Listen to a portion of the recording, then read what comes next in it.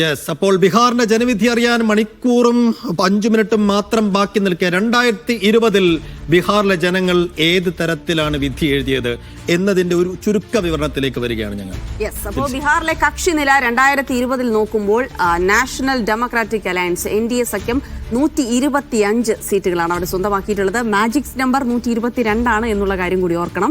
അപ്പോൾ ഇന്ത്യ, അതായത് മഹാഗഡ്ബന്ധൻ 3 സീറ്റിന്റെ മെജോറിറ്റി ഉണ്ടായിരുന്നു. പിന്നെ മഹാഗഡ്ബന്ധൻ അല്ലെ, ഇന്ത്യ സഖ്യമല്ല, മഹാഗഡ്ബന്ധനാണ് അവിടെ മത്സരിക്കുന്നത്. 110 സീറ്റുകൾ സ്വന്തമാക്കി. മറ്റുള്ളവർ 8 സീറ്റുകളാണ് അവിടെ. അതാണ് കക്ഷി നിലയുടെ ഒരു ചുരുക്ക നില. ഇനി അത് കുറെ കൂടി വിശദമാക്കി കഴിഞ്ഞാൽ NDA നേടിയത് 122 ഭൂരിപക്ഷത്തിന് വേണ്ടത്. 3 സീറ്റ് മാത്രം അധികം നേടുന്നു.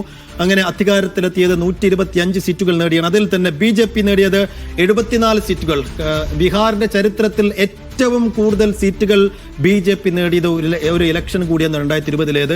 അങ്ങനെ 74 സീറ്റുകൾ BJP നേടി. 2020 2015 50-ലധികം സീറ്റുകൾ നേടിയിരുന്നു. അവിടെ നിന്ന് വലിയൊരു ഗണ്യമായ വളർച്ച BJP ഉണ്ടാക്കി എന്നുള്ളതാണ് ശ്രദ്ധേയമായത്. പിന്നീട് JDU-യിലേക്ക് വരുമ്പോൾ JDU 43 സീറ്റുകളിലേക്ക് പരിമിതപ്പെടുകയാണ് ചെയ്തത് എന്നുകൂടെ കൂടിയുണ്ട്. മുൻപ്, അതായത് 2015 അപേക്ഷിച്ച് സീറ്റുകൾ കുറവാണ് JDU-വിന് ലഭിച്ചിട്ടുള്ളത്. എന്നാലും JDU ഒരു വലിയ കക്ഷിയായി തന്നെ അതാണ് ഏറ്റവും കൗതുകരമായ സംഗതി. അതായിരുന്നു, അതായത് ഏറ്റവും വലിയ ഒറ്റക്കക്ഷികളെ നോക്കുകയാണെങ്കിൽ 3-ാം സ്ഥാനത്ത് മാത്രമായിരുന്നു JDU.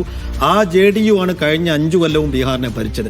ആ JDU-വിന്റെ നേതാവ് നിതീഷ് കുമാർ തന്നെയായിരുന്നു മുഖ്യമന്ത്രി. എന്ന് വെച്ചാൽ നിതീഷ് കുമാറിനെ പുറത്തിരുത്തി ഭരണം തുടരാൻ BJP-ക്ക് കഴിയില്ലായിരുന്നു. അതുകൊണ്ട് നിതീഷിന് വഴങ്ങി, JDU-വിന് വഴങ്ങിയാണ് കഴിഞ്ഞ 5 വർഷവും അവിടെ NDA ഭരിച്ചത്. ഇനി അവിടെ VIP 4 സീറ്റുകൾ, HIM 4 സീറ്റുകൾ നേടി. അതായത് NDA-യുടെ ഒരു നില.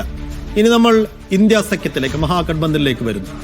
മഹാഗഡ്ബന്ധനിലേക്ക് വരുമ്പോൾ അതിൽ ഏറ്റവും പ്രധാനമായി എടുത്തു പറയേണ്ടത് RJD ആണ്. RJD 74 സീറ്റുകളാണ് സ്വന്തമാക്കിയത്. ഒറ്റകക്ഷിയാണ്. ഏറ്റവും വലിയ ഒറ്റകക്ഷിയായി മഹാഗഡ്ബന്ധൻ സഖ്യത്തിൽ എന്നുള്ളത് തന്നെയാണ്.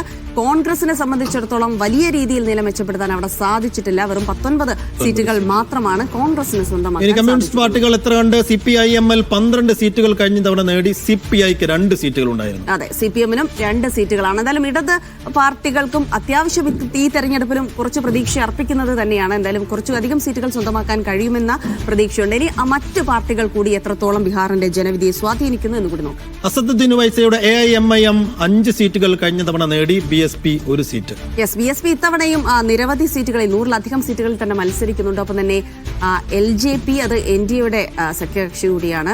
1 സീറ്റാണ് കഴിഞ്ഞ തവണ നേടി. ഇത്തവണ അവിടെ 29 സീറ്റുകൾ മത്സരിക്കുന്നുണ്ട്. അതിൽ കൂടുതലും വിജയസാധ്യതയുള്ള സീറ്റുകൾ. അതുകൊണ്ട് LJP-യും ചിരാഗ് പാസ്വാനും ഇത്തവണ പ്രതീക്ഷിക്കുന്നത് 10-ലധികം സീറ്റുകൾ അവർ തനിയെ നേടുമെന്നാണ്. യെസ്, അപ്പോൾ IND 1 സീറ്റാണ് നേടിയത്. അപ്പോൾ മറ്റുള്ള കക്ഷികൾ കൂടെ ഗണ്യമായ രീതിയിലൊരു സ്വാധീനം ഈ തെരഞ്ഞെടുപ്പിൽ ചെലുത്തുന്നുണ്ട് എന്ന് തന്നെയാണ് മനസ്സിലാക്കുന്നത്. എന്തായാലും ഇതാണ് 2020 ബീഹാർ കക്ഷി നില. പക്ഷേ അതൊക്കെ പഴങ്കഥയാണ്. ഇനിയിപ്പോൾ ഇന്ന് എന്ത് സംഭവിക്കുന്നു, ആരാണ് ബീഹാറിന്റെ ഭരണം പിടിക്കാൻ പോകുന്നത് എന്ന് തന്നെയാണ് ഏറ്റവും നിർണായകം. എല്ലാ കണ്ണുകളും ബീഹാറിലേക്ക് പോകുന്നത് അതിന്റെ ഒരു രാഷ്ട്രീയ പ്രാധാന്യം കൂടി കണക്കിലെടുക്കും. അപ്പോൾ ഒരു 10 എക്സിറ്റ് പോളുകൾ ഇതിനകം വന്നു. അതിൽ 8 എക്സിറ്റ് പോളുകളും NDA-ക്ക് അനുകൂലമായൊരു വിധിയെഴുത്തുണ്ടാകും എന്ന് പ്രവചിച്ചിരിക്കുന്നു. 2 മാത്രം മഹാഗഡ്ബന്ധൻ അധികാരത്തിലെത്തുമെന്ന് പറയുന്നു. ജിൽസിയുടെ പ്രവചനം എങ്ങനെയാണ്? അതായത് ജിൽസി ഏജൻസി നടത്തുന്ന പ്രവചനം എനിക്ക് അങ്ങനെ ഒരു പ്രവചനത്തിലേക്ക് കടക്കുക അസാധ്യമാണ്. എന്നാൽ പോലും എനിക്ക് തോന്നുന്നു എക്സിറ്റ് പോളുകൾ അങ്ങനെ പാടെ തെറ്റുമെന്ന് ഞാൻ വിശ്വസിക്കുന്നില്ല. നമുക്ക് കണ്ടു തന്നെ അറിയാം. എന്തായാലും എന്റെ പ്രതീക്ഷ ഞാൻ പങ്കുവെക്കട്ടെ. എന്റെ പ്രതീക്ഷ ഞാൻ പറയുന്നു, ഒരു 75-ലധികം സീറ്റുകൾ, ഒരു 80 സീറ്റ് ഇത്തവണ RJD നേടും. കഴിഞ്ഞ തവണത്തേക്കാൾ നില കോൺഗ്രസ് മെച്ചപ്പെടുത്തും. ഒരു 30 സീറ്റുകളിലധികം കോൺഗ്രസ് നേടും. അങ്ങനെ കഴിഞ്ഞ തവണ NDA നേടിയത് 125. ആ 125ലേക്ക് ഇത്തവണ മഹാഗഡ്ബന്ധൻ, മഹാസഖ്യമെത്തും. അങ്ങനെ തേജസ്വി യാദവ് മുഖ്യമന്ത്രി. തീർച്ചയായിട്ടും അതൊരു വലിയ പ്രവചനം തന്നെയാണ്. എന്തായാലും സൈഫിന്റെ പ്രവചനം യാഥാർത്ഥ്യമാകുമോ എന്ന് കാത്തിരുന്ന് കാണാം.